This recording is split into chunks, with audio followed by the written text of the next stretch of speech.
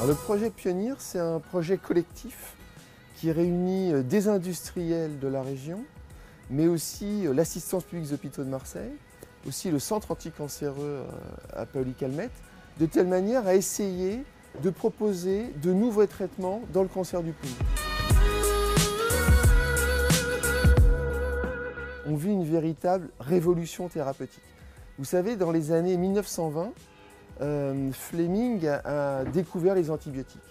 Ça a été une révolution thérapeutique. Ça définit un avant et un après. On est en train de vivre exactement la même chose dans le cancer grâce à ce terme générique qu'on appelle immunothérapie, qui consiste simplement à reprogrammer notre propre système immunitaire de telle manière à le rendre encore plus efficace pour lutter contre le cancer. Ce sont déjà des traitements qui sont en place à l'hôpital, mais c'est aussi un essor incroyable de la recherche.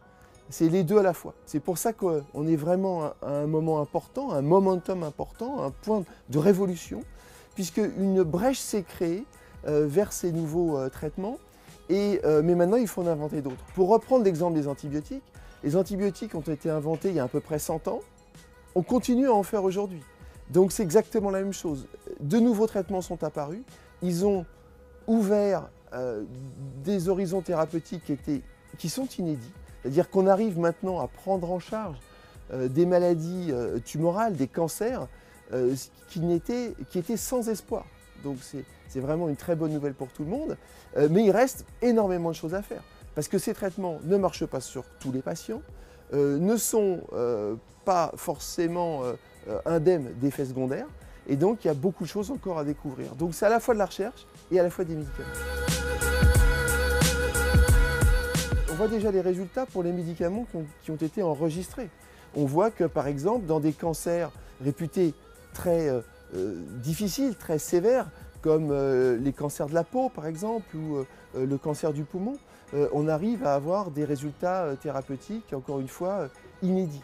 Mais d'un autre côté, on a encore beaucoup à faire, comme je l'ai déjà dit. Et donc, les années à venir vont nous dire. Moi, je suis professeur des universités, praticien hospitalier depuis maintenant de nombreuses années.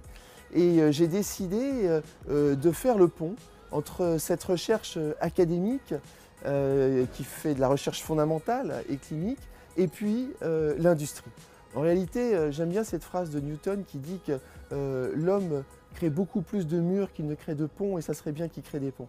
Et en fait, j'essaye de faire ce pont. Et donc, j'ai rejoint Innate Pharma en tant que directeur scientifique pour essayer de contribuer à mettre en place ces médicaments de demain en reprogrammant encore une fois notre système immunitaire contre le cancer.